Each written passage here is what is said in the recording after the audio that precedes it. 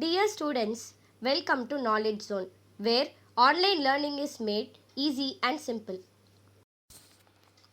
Why did Gandhiji decide to launch a nationwide satyagraha against the proposed Rowlatt Act of 1919? How was it organized? Answer. Gandhiji decided to launch a nationwide satyagraha against the proposed Rowlatt Act of 1919 because of the following reasons. In 1919, Rowlatt Act was hurriedly passed by the Imperial Legislative Council. Indian members unitedly opposed it. The act gave the government enormous powers to repress political activities and allowed detention of political prisoners without trial for 2 years. The act deprived the Indians of their civil rights. It was organized in the following ways. Gandhiji wanted a non-violent civil disobedience against such unjust laws. It started with Hartal on 6th April 1919. Rallies were organized in various cities in India. Workers in the railway workshop went on strike. Shops were closed down in protest. Why did Mahatma Gandhi choose salt as a powerful symbol that could unite the nation? Explain. Mahatma Gandhi found in salt a powerful symbol that could unite the nation. On 31 January 1930, he sent a letter to the Viceroy Irwin stating 11 demands. The most important demand was to abolish salt tax. Salt is consumed by all sections of the society, by the rich and the poor alike. It is one of the most essential items of food. Mahatma Gandhi declared that tax on salt and government monopoly over its production was the most oppressive step taken by the British government. Mahatma Gandhi chose salt because all sections of society could identify with it and everyone could be brought into a united struggle. How did variety of cultural processes play an important role in making nationalism in India? Explain with examples. Answer. Variety of cultural processes played an important role in making of nationalism in India in the following ways. The sense of collective belonging inculcated the spirit of nationalism among the people. History and fiction, folklore and songs, and popular prints and symbols played an important part in the making of nationalism. Bharat Mata as identity of the nation. In the 20th century, various images of Bharat Mata came to light. It represented India. Bankim Chandra Chattopadhyay, who had written Vande Mataram as a hymn dedicated to the motherland, created the first image of Bharat Mata. Rabindranath Tagore portrayed Bharat Mata as a calm, composed, and spiritual figure.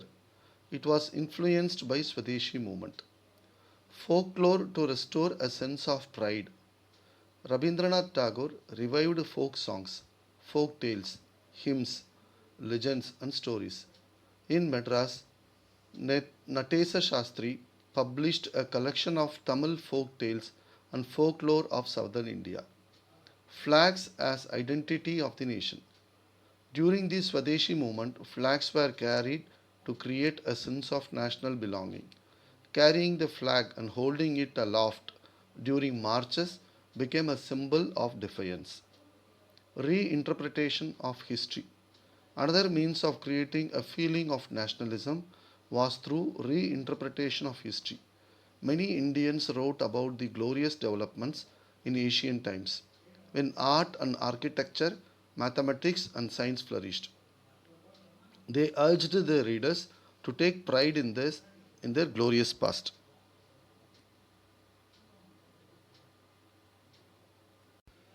Why did Mahatma Gandhi desire to call off civil disobedience movement? Explain. Mahatma Gandhi desired to call off the civil disobedience movement because of the following reasons.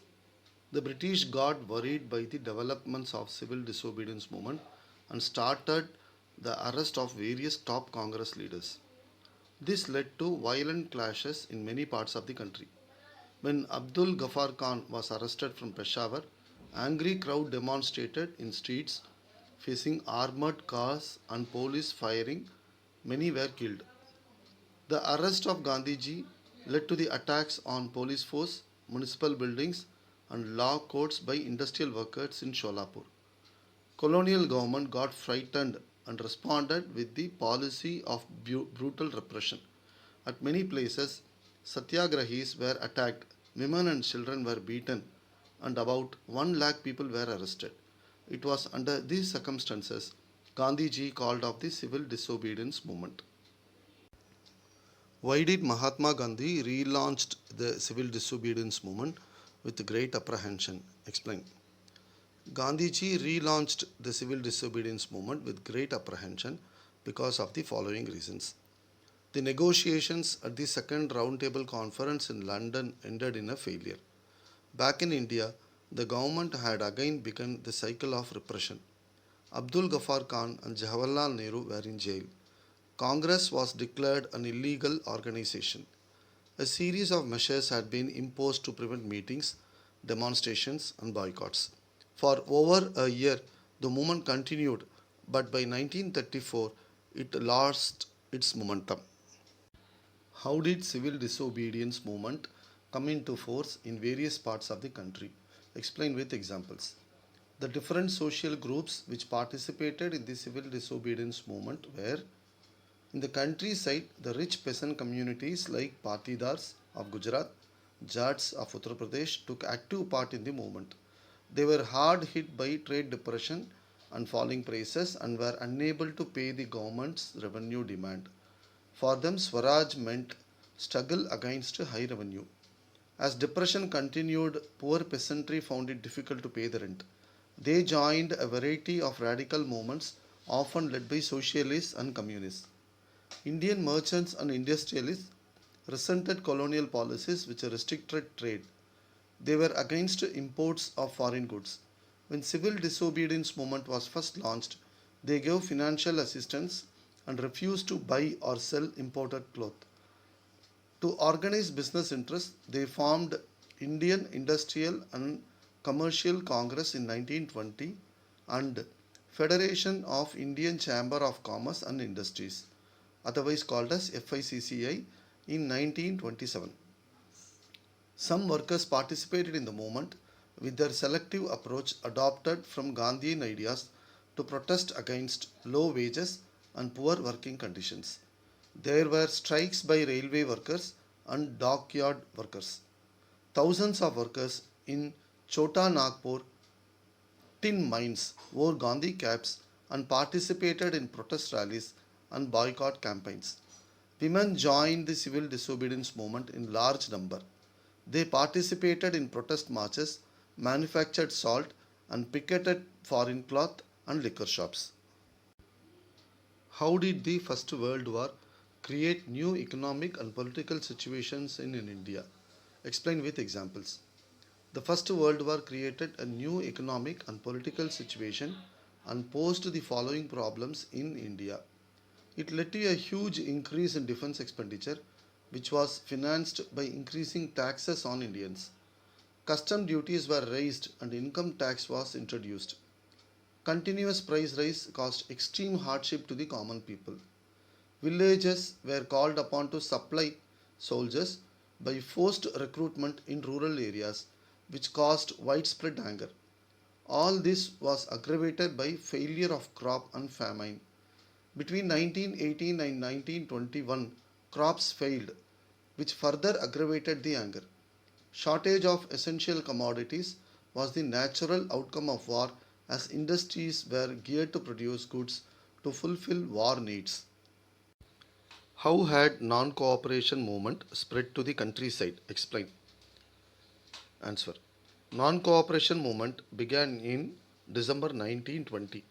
It spread to the countryside in the following ways. The movement started with the participation of middle class in the cities. Thousands of students left the government-controlled schools and colleges. Teachers resigned and lawyers gave up their practice. It was to be a non-violent movement. In Awadh, peasants were led by Baba Ramachandra. Here the movement was against Talukdas, who charged high rents and peasants had to do beggar. The peasant movement demanded reduction of revenue and abolition of beggar. By the end of 1920, Jawaharlal Nehru, Baba Ramachandra and others had formed Aud Kisan Sabha. So, after the beginning of the non-cooperation movement, Congress wanted to integrate the Awadh peasant struggle into a wider struggle. Tribal peasants interpreted the message of Gandhiji and idea of Swaraj in their own way. In Gudam Hills in Andhra Pradesh, a militant guerrilla movement was organized against colonial oppression under the leadership of Alluri Sitaram Raju. He was inspired by non-cooperation movement. The Gudam rebels attacked police stations, attempted to kill British officials, and carried on guerrilla warfare for achieving Swaraj. The movement also spread among the plantation workers in Assam. They were not permitted to leave the tea gardens without permission. How did the non-cooperation movement spread in cities across the country? Explain its effects on economic front. The non-cooperation movement started with middle class participation in the cities. Thousands of students left government-controlled schools and colleges. The teachers resigned and lawyers gave up their lucrative practices. The council elections were boycotted in most provinces. Shops selling foreign goods were picketed and foreign goods boycotted. The effects of non-cooperation on the economic front were extensive. Boycotting of foreign goods, liquors and clothes hit the colonial economy. Value of foreign goods dropped. The import of foreign cloth dropped significantly between 1921 and 22. At many places, merchants and traders refused to trade in foreign goods or finance foreign trade. As the movement spread, people began to discard imported clothes and started wearing khadi and other homemade clothes. This promoted Indian textile mills and the production of handloom went up. Describe the incident and impact of Jallianwala Bagh. Answer. On 13th April, a crowd of villagers gathered in an enclosed ground of Jallianwala Bagh near Amritsar. These people came there to attend a fair and were unaware of the current political situation or about the martial law imposed by the military governor General Dyer. Dyer entered the ground, blocked the exit points, and opened fire on the innocent crowd, killing hundreds. This incident is referred to as the Jallianwala Bagh massacre. General Dyer declared that his main aim was to produce a moral effect and to create a feeling of terror and awe in the mind of the Satyagrahis. This incident proved to be a turning point in the Indian national movement. As the news of Jallianwala Bagh massacre spread, crowds took to streets in many towns in North India. There were strikes and clashes with police and attacks on government buildings. The government responded with brutal repression. Innocent people were humiliated and terrorized. People were flogging and villages were burnt for no reason. The national leaders were shocked at this inhuman treatment with fellow Indians and pledged to protest. Mahatma Gandhi now felt the need to launch a more broad based movement in India. Khilafat and non cooperation movements were started after a few months. The main aim of these movements was to protest against Jallianwala Bagh incident and demand Swaraj. Describe the developments which led to the launching of non-cooperation movement. Answer. The developments that led to the launching of non-cooperation movements were as follows. In 1916, Gandhiji travelled to Champaran in Bihar to inspire peasants to struggle against the oppressive plantation system. In 1917, he organized Satyagraha to support the peasants of Kheda in Gujarat. In 1918, he organized Satyagraha for cotton mill workers in Ahmedabad. In 1919, a nationwide Satyagraha was launched against Rowlatt Act. Passing of Rowlatt Act leading to unrest among Indians and arrest of prominent leaders made Gandhiji launch the non-cooperation movement.